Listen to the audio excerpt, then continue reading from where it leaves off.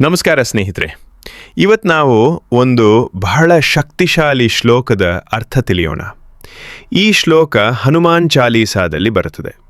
ಹನುಮಂತನ ಶಕ್ತಿ, ವೇಗ, ಬುದ್ಧಿ ಮತ್ತು ಭಕ್ತಿಯನ್ನು ಈ 4 ಸಾಲುಗಳಲ್ಲಿ ತುಂಬ ಸುಂದರವಾಗಿ ಹೇಳ್ತಾರೆ.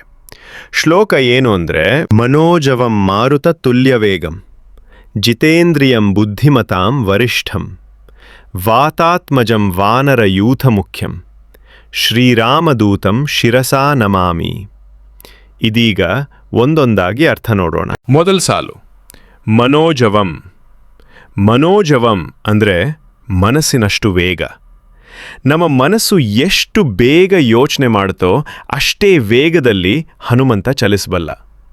ಮುಂದೆ ಇದೆ ಮಾರುತ ತುಲ್ಯ ವೇಗಂ.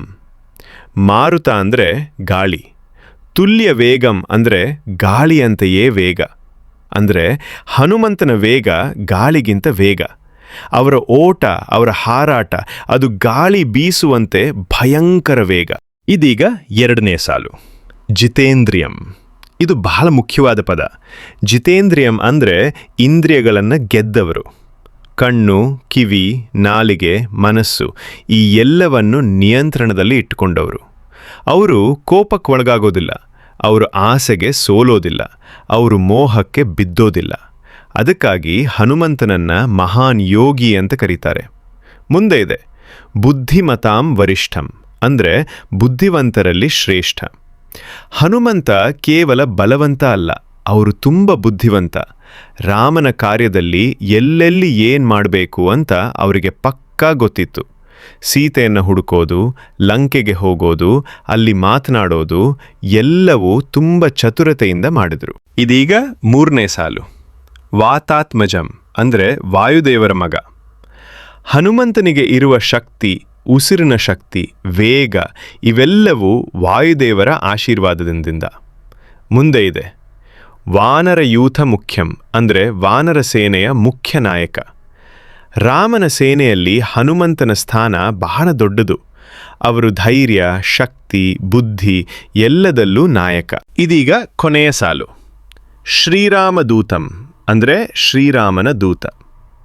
ಹನುಮಂತನ ಜೀವನದ ಅತಿ ದೊಡ್ಡ ಗುರುತು ಅವರು ರಾಮನ ಭಕ್ತ.